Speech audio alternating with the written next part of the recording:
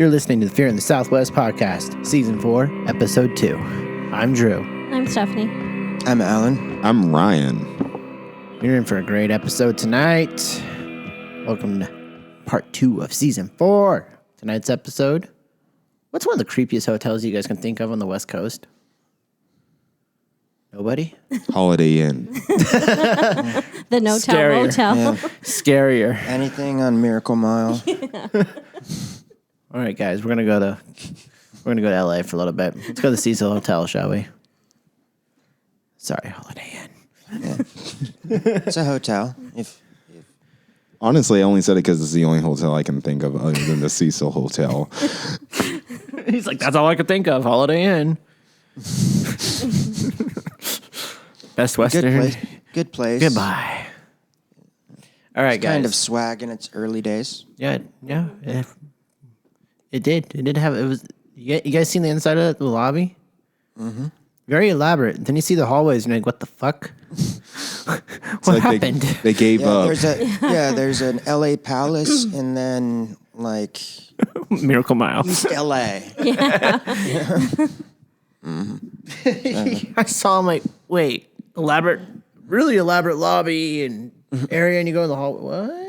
I wonder if it's like a tactic to get people in the doors. Like when they walk in their doors, like, oh my goodness, it's fantastic. Look at this. Is this real marble? Is that gold? Is that gold right there? Yes, we'll get a hotel. And then they go up down the hallway, and it's like- and it's just concrete. Does it have a pool? I swear someone just jumped off the roof. Holy shit. And that's how you know the Cecil Hotel is definitely on the dark side. Yeah. I swear I saw someone jumping. From what? Oh, you know the roof. It looked like he was about to give the world a hug. Jeez. Sorry. Wow. Wow. We are literally 2 minutes in the episode, and we've gone very morbid very fast. Yes, all the dark jokes, all the dark humors. Well, if you're into that, you're in the right place. Yeah. Welcome to the dark side. We got cookies and terrible jokes. And chocolate milk, because it's the darker I milk. don't see any cookies. I'm sorry. It's not Dark cookies chocolate. night. It's dark chocolate. Okay. My bad. Yeah, no sugar for you. There's no sugar in the dark side. So people talk about this place being like a super, like a meat grinder of a place, right? With a lot of like suspicious death. And, Oh, there's a lot. Yeah.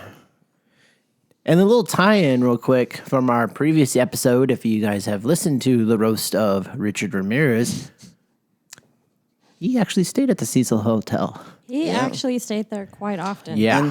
And Yeah. during his crime spree too. He did. There's- They would see him in coming in 85. with blood. And then like there's a dumpster there that he was dumping clothes in. Yep. He also said in his interviews that he did like rituals in the bottom, and he may have even killed someone.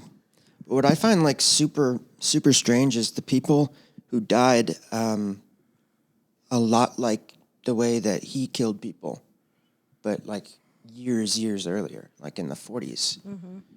Like an old woman has someone invade and like beat her to death. The same kind of Yeah. He's Yeah. Yeah. I forgot her name, but they actually mentioned that in Ghost Adventures too, like that room. Do you think Richard Ramirez was maybe somewhat inspired or taken by that hotel?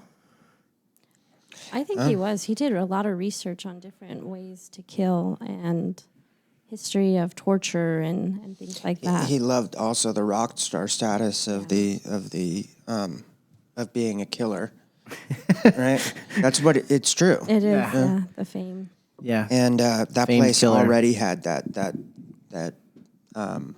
bit to it because that's like a couple hundred feet from where the Black Dahlia was found. Yeah.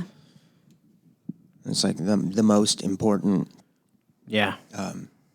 murder mystery in LA, like ever. Cecil Hotel has hosted a few serial killers.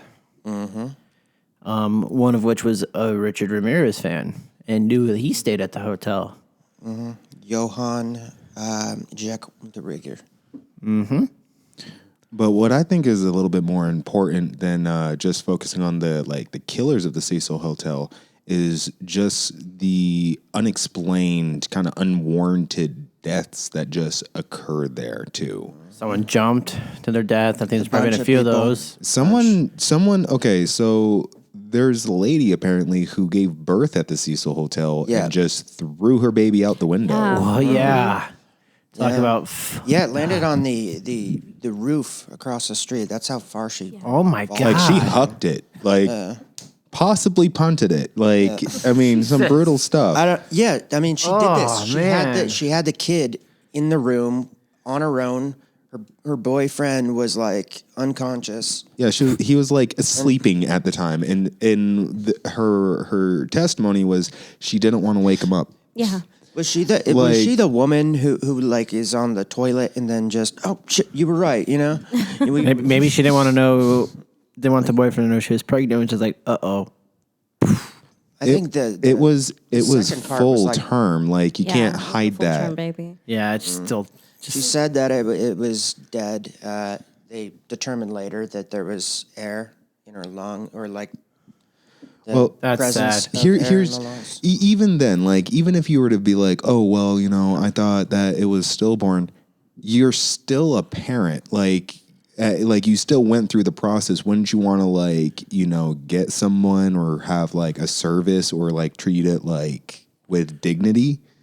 Yeah, they explained that she was in a state of shock when she did this, and that's what led her to dispose of the baby herself. Okay, so here's a timeline I found of people who have died at the Cecil. Yeah, We're about to get the rundown. Dorothy Jean Purcell. Hey, before we get to that long list, let's talk about one of the most famous ones, though. The one there's like weird video footage of Was Elisa? Elisa Lam. Lisa Lisa Lam. Lam. Yes. Very recent, too. Traveling. She was a student traveling. Didn't she live in Canada, right? she was Canadian. And like her family was like, you shouldn't travel. And she decided she was going to travel and ends up at the Cecil Hotel. Yeah, she had her own blog and everything. Yeah, of her and she was all adventures and over things that social she would media. do.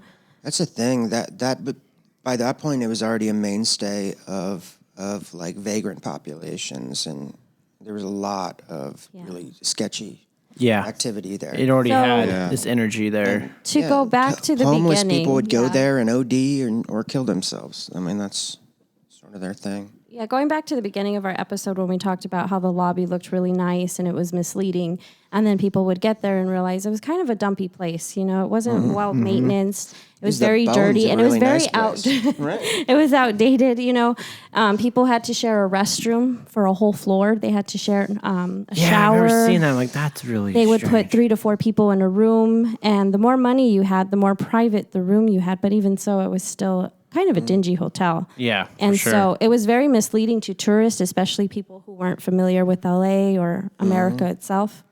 And they'd book this hotel because it was cheap, and they thought, oh, downtown LA, that's the place to be. But downtown LA, it's probably one of the most dangerous places. And especially To be. that I don't have that area in general is like known as the Skid Skid Row. Row. Skid Row. Yeah. Yeah, Yes. you literally got this hotel in the midst of Skid Row. It's drugs and crime Yes. Homeless. and a lot of sadness. Yeah. Yeah. And it's a lot of Seems like an odd place to put a nice hotel.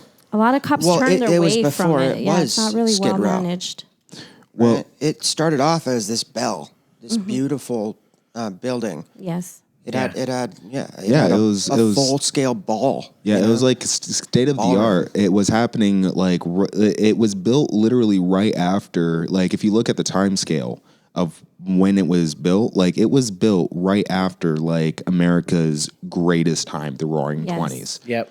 You know, so like, but right after, so like right when it was built and right when it was completed, that's when the Great Depression happened. Yep. That's when everyone, the whole country turned dark because money, food, resources, people were dying from starvation, let alone, being able to afford a room. So like, I'm sure that people were just absolutely fine. back then, staying on a cheap floor with a cheap bedroom and having to share a shower with 67 other people. Yeah, I guess at the time it was built and designed. It was kind of a hostel at that point. Yeah. Yeah, it was probably a safe haven at that point, but because of where it was, downtown LA, you know, brought a lot of bad things in there. I could say that like how much more death does it actually have than any other place that would have been standing in its same place, right? Mm-hmm. It's true. The only thing you can't really measure is the ways that people kill themselves in that place, and it seems to happen a lot. Mm-hmm. Yeah. I mean, it had multiple people slit their own throats. Jeez. Jumpers, murders. Elisa Lam. All right. Yeah, what's about Elisa Lam? Now, this is a very, very interesting case. It was a very high profile. Very case high 'cause- profile. She was very much on social media. I mean, posting every day. Here, I'm here, and here. And like, then she just Silent. went silent. And then they find this footage. Well, they traced her down to like she went to like a local library. What's so weird is it took forever for them to find the footage, and the fact that they found so little footage of her Yeah. is interesting. But the footage they did find, you see her like outside the elevator light, like freaking out, and like gets in the elevator and like she's like looking all over. You could tell she's panicked, freaked out, or just like you're not in the right state of Yeah. mind. And Not she okay. pushed all the buttons. All of the a certain buttons. row. Yeah, she just started playing with the buttons, jumping in and out of the elevator. When cops looked at the video, they were trying to determine if she was trying to get the elevator door to close and was maybe hitting the wrong button because she had hit all of them. She definitely looked panicked, you know, out of her mind or something. Like something wasn't right. They blame a lot of that on her bipolar. Yes. It's coming from someone who's That's bullshit. I'm sorry. That's absolute bullshit. I have a big history with bipolar, like manic episodes. This is not what that looked like. You know what it looked like? Ergot. It did. Yeah. Also, because hallucinations. I do want to point out too, if you watch the video and or listeners, please, you know, if you have the chance, go out and, you know, watch this video of this poor girl in the elevator.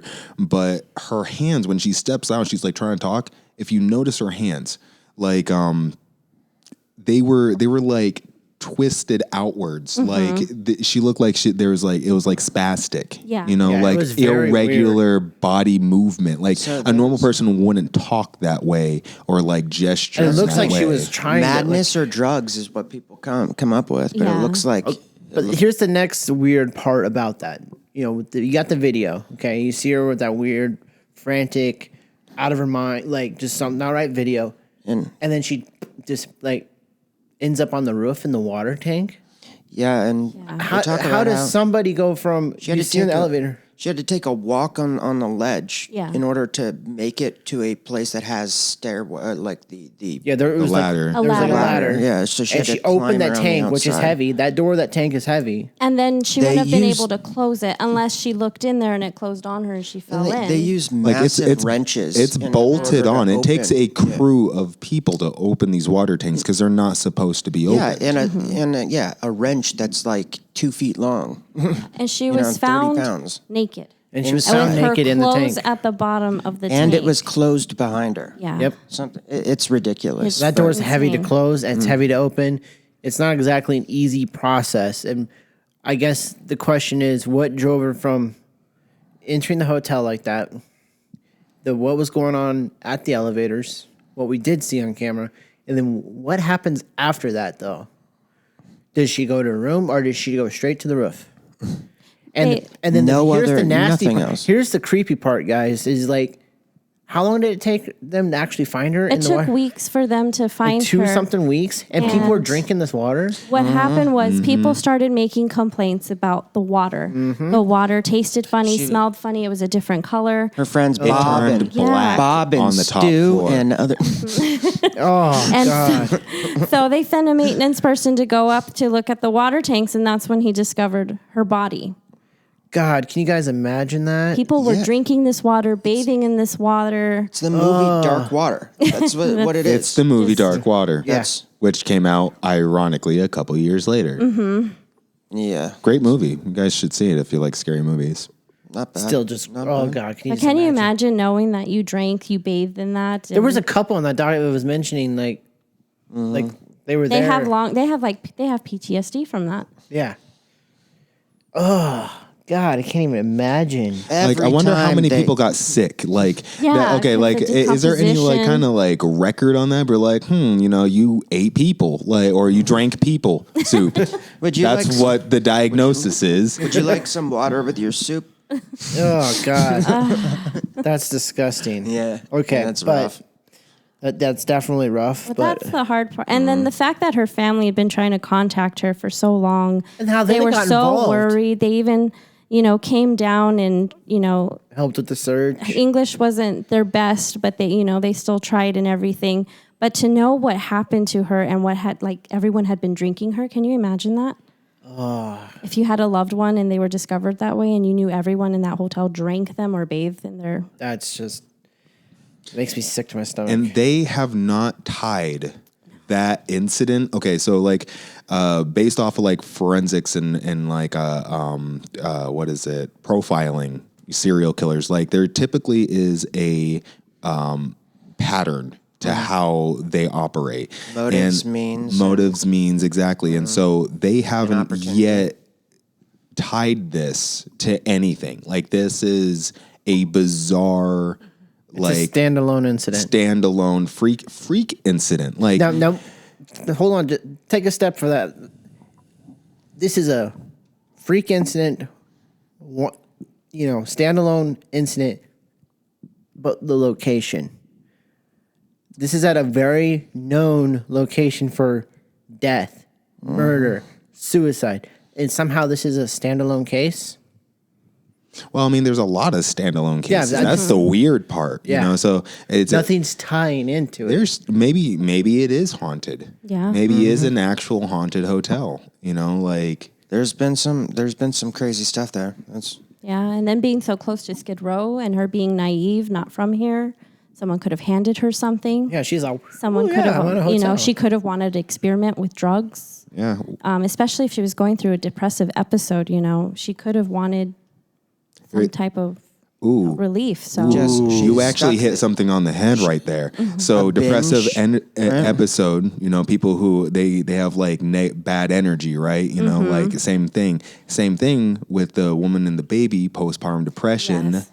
Negative energy. What if there's like something like a presence in this Yeah. hotel that feeds off of negative energy and ultimately kills Yeah, that person? yeah, definitely. my mom and I came up with these sort of roles for things like that, and asylums, old places where you see a lot of human evil and suffering.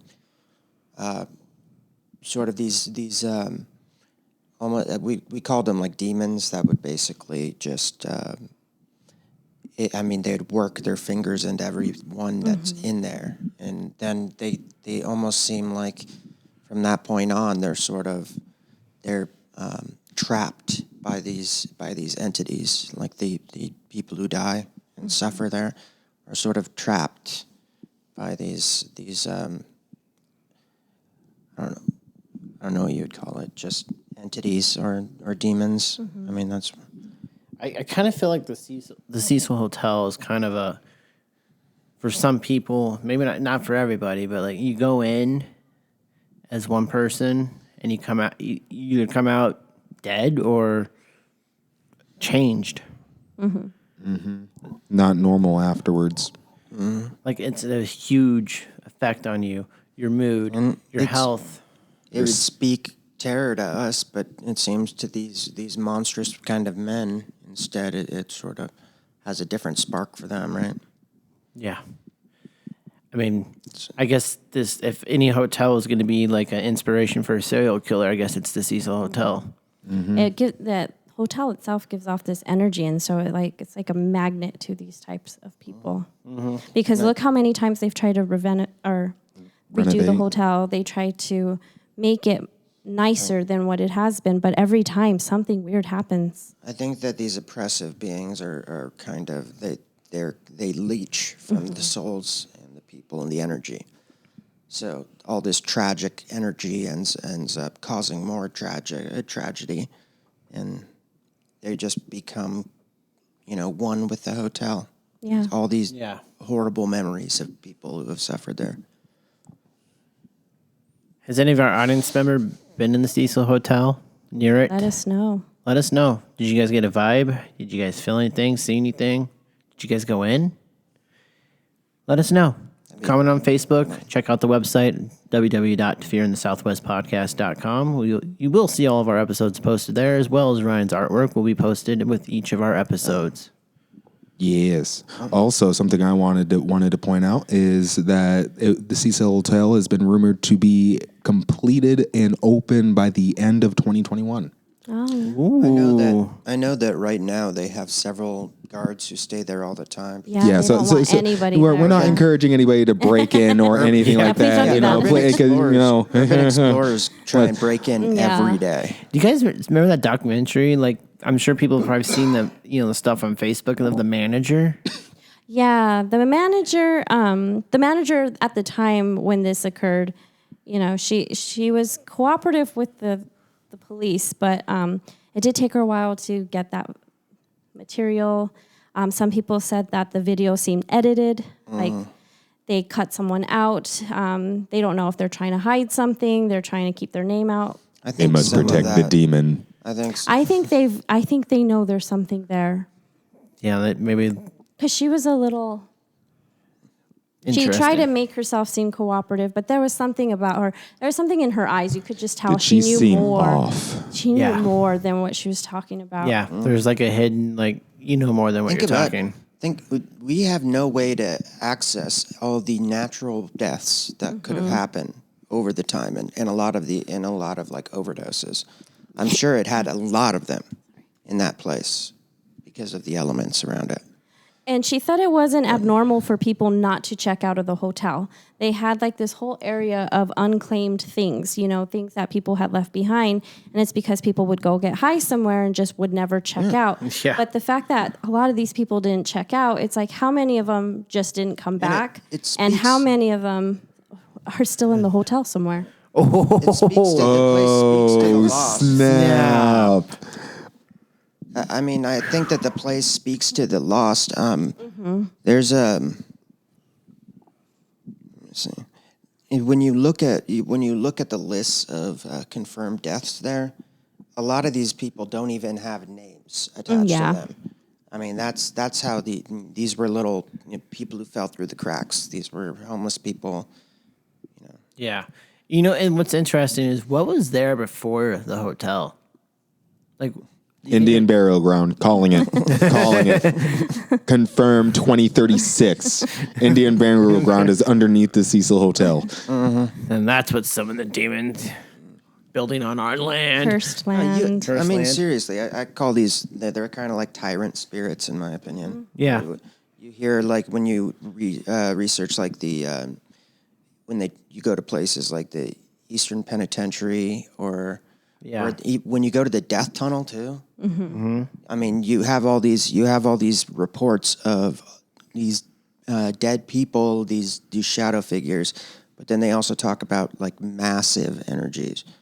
And I think they kind of jail spirits in there and sort of feed on them.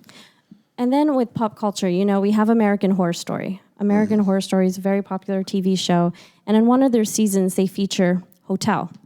And a lot of the coincidences in the show are based on the coincidences that we hear. They just used a different name. But pretty much overall, the spirits, when the person dies in that hotel, they are trapped there for eternity. And that's why when people are dying, they try to get them out of the hotel so their spirit doesn't get trapped in it. Yeah. I don't know. I bet that place is thick with energy that would make us just incredibly uncomfortable. Yeah. This hotel, whether it's built on demonic ground or burial ground, cursed land, or something was brought into this Or it was hotel. just- Maybe someone brought an artifact in that hotel that no one's found. Or or the place was a good place that was marred by things like the Black Dahlia murder, Yeah. Yeah. right? There's so many possibilities, but there's one thing for certain is that is definitely a very haunted, powerful hotel.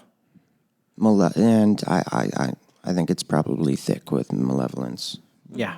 Yeah, It so- definitely has that energy. So if anybody plans on going to visit this place when it's open, like you should probably definitely notify someone close to you, you know, Yes. and keep in touch, you know, like, and if you start experiencing weird stuff, people Don't are drink the killing water. themselves. So like, Don't drink the water. Bring bottled water. so if you're being Bring affected, bottled water. Have you ever tried Chinese soups? Oh, no. oh, sweet and sour no. soup, Right No. at the end. Right. Why? because he had to throw it in there, man. He just had to. You couldn't hold that one? Alan can't keep it in. No. Jeez. He made it pretty far. He did make it pretty far, and I apologize to the family if they hear this. I am so sorry. Notice that Alan is not apologizing, nor will he ever. That is Alan. Go Team Alan. I just had to fit it in right at the end. Yeah, you just Yeah. threw I that in can't do there. anything. Like Chinese soup. Oh, man. What? I got a wonton in my cup. Yeah. I'll show you that fortune cookie. Oh, man. All right, guys. Well, All right, well, that was bad. I'm sorry. But anyways, check out our website. Check out our Facebook. Look at the art. Comment. Share some scary stories. stay creepy. You're a little early there, sir. Gosh. I don't think I'll wake up a new line now. Down, Alan. No. Down. Go to your corner. All right, guys. This is Fear in the Southwest podcast, and you have listened to Season 4, Episode 2, The Cecil Hotel. Be sure to check out Season 4, Episode 1, The Roast of Richard Ramirez. We look forward to our next episode. Stay creepy, my friends.